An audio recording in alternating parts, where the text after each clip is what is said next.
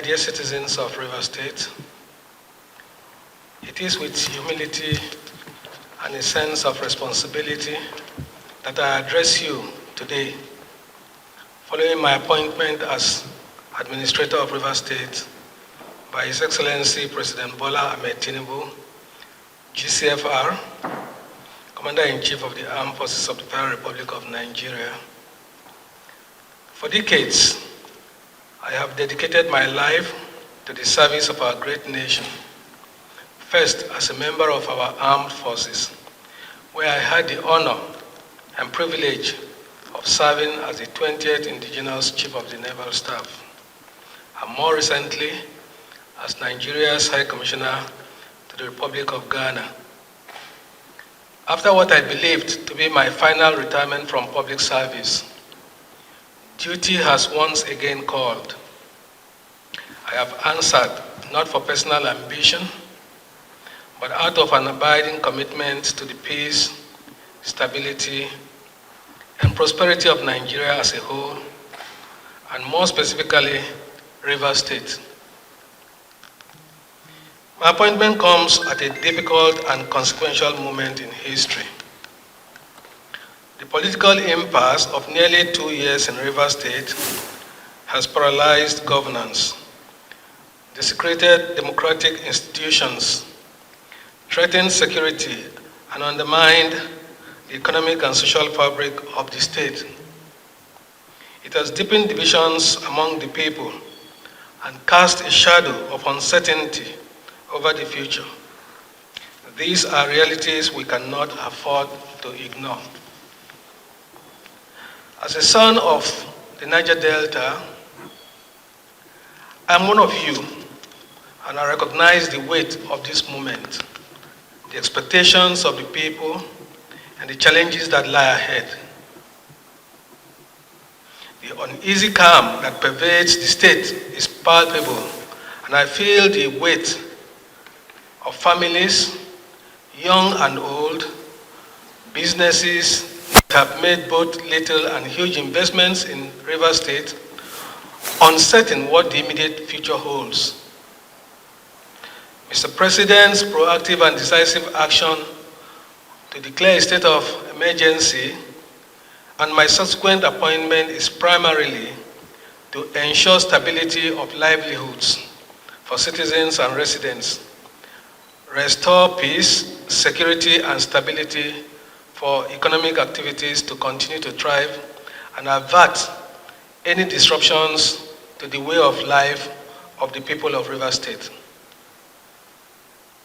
My mandate is clear: to restore law and order, stabilize the polity, and to create the necessary conditions for the full restoration of democratic institutions and representation. This is not a task for one man alone. Success will depend on the collective effort of all Rivers people, elders, political leaders, traditional rulers, faith leaders, youth, women, the media, and civil society. I do not come as a partisan actor, nor as a competitor in the struggles that have brought us to this moment. I come as a servant of the state, entrusted with the solemn duty of restoring peace and order so that River State can move forward once again and reclaim its rightful place as the oil and gas capital of Nigeria, and I dare say Africa. My role here is to ensure that the lives and livelihoods of our people are not held hostage by crisis and instability. Governance is not a solitary endeavor. True stability and renewal requires the collective will of the people. I extend my hand to every son and daughter of River State, regardless of political affiliation, ethnicity, or creed. I urge you to remain law-abiding, peaceful, and optimistic.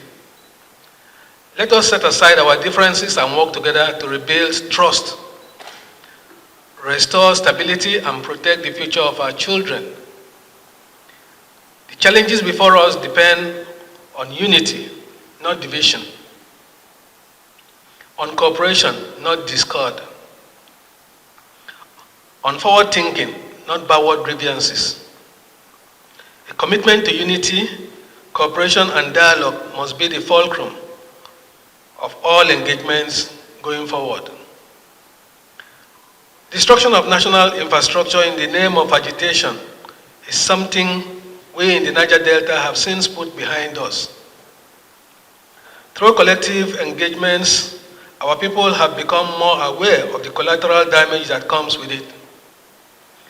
Not only does it deprive government enough resources to provide necessary critical infrastructure and services, the damage to the environment has left vast areas of the Niger Delta extensively devastated, affecting the health and livelihoods of our people. We must resist the temptation to return to those ugly days. Dialogue and honest engagement has proven time and time again as a veritable tool for resolving differences and conflicts of any kind. Let me be clear. Under my leadership, civil liberties and fundamental human rights will be respected and protected. The rule of law will remain sacrosanct.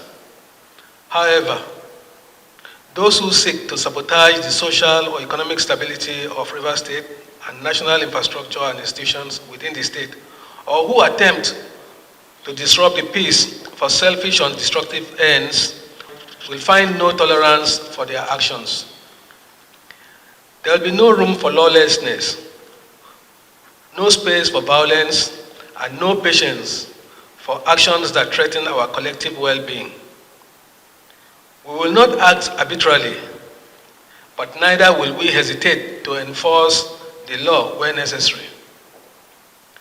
Let no one be in doubt. We will uphold justice and fairness, but we will also ensure that civil order prevails. I have just concluded my inaugural State Security Council meeting and taken additional briefs from heads of security agencies in the state. I have noted the various reports, initiatives, and concerns, some of which I have given clear directives on specific actions. I have specifically charged them to remain neutral, respect the rights of citizens, and do all within their powers to maintain law and order, while collectively working to de-escalate tensions where they come in contact with such. In the coming days, we will move with deliberate speed to articulate a pragmatic roadmap for the next 6 months to ensure that every government bureaucracy is properly functioning. Agencies providing services to citizens and residents are doing so and engage stakeholders as mandated by Mr. President.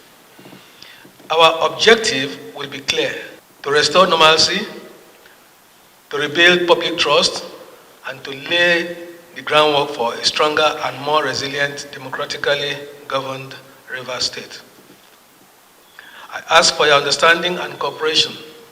Above all, I ask for your faith in the possibility of a better future, one built on peace, stability, and shared progress. I want to thank Mr. President most sincerely for the confidence reposed in me and for entrusting my humble self with this delicate national assignment. Worthy of thanks are the leadership and members of the 10th National Assembly who have graciously approved Mr. President's state of emergency proclamation for Rivers State. The approval gives full effect for my appointment as administrator of Rivers State. I will draw on my training, knowledge, experience, and dedication to ensure that the essence of this historic decision is achieved. I will have to work closely with the National Assembly under the guidance of Mr. President. Consequently, I hope to continue to count on their support and cooperation throughout this assignment. While abiding faith in God, together we will overcome these challenges. Together, we will restore the dignity and the greatness of the Guardian City, Rivers State. May God help us in this onerous task. May God bless Rivers State, and may God bless the Federal Republic of Nigeria.